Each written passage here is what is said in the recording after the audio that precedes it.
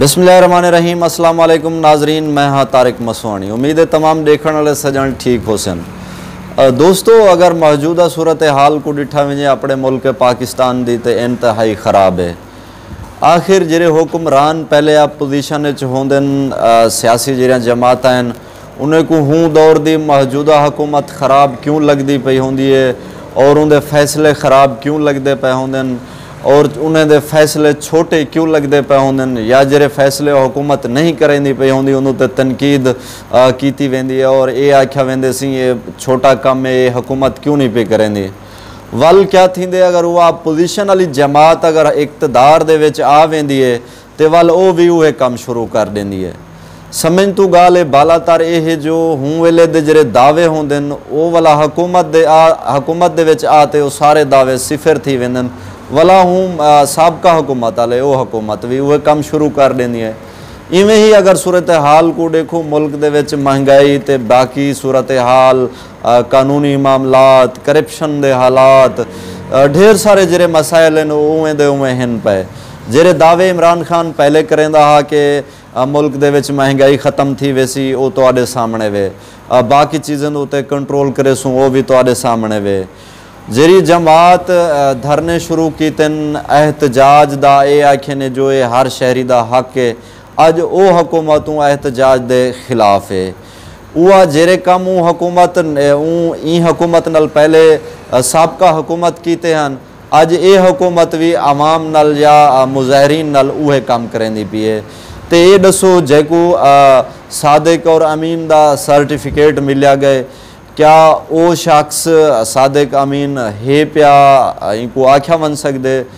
दूजी गाल ये जिमें कि सूरत हाल पिछले दीवारें के लिए खराब है मुल्क दे विच तहरीक लब्बैक दे एहतजाज धरना काफ़ी सारे मसाइल सामने आने दे विच पुलिस एहलकार भी जख्मी थैन एक पुलिस एहलकार शहीद भी थी गए।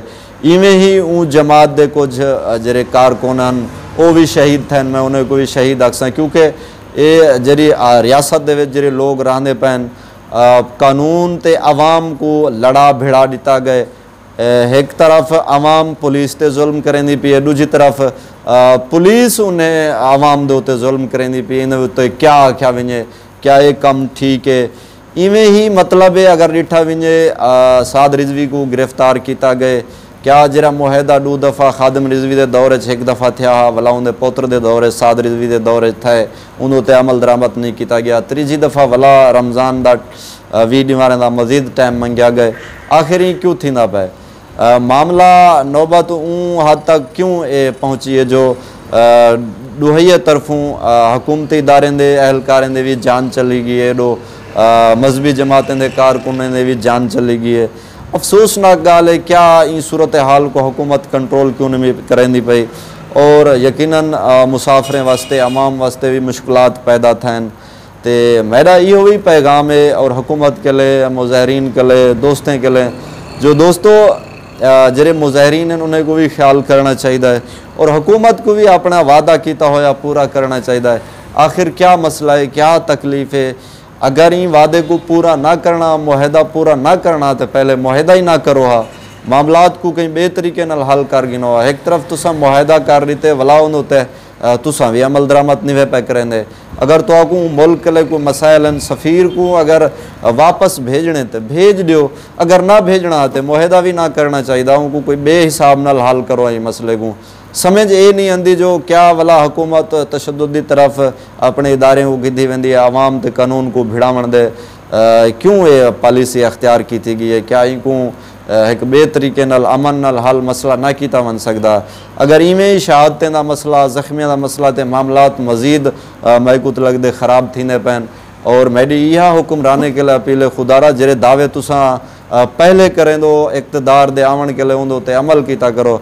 इत पीछे सादिक अमीन वाली गाल नहीं रही जदा तुसा पहले एक गाल की है वाला हुकूमत दे विच आते बी गाल की है साफ ज़हरे झूठे थी गयो झूठा बंदा कदें सादिक अमीन नहीं रह सकता।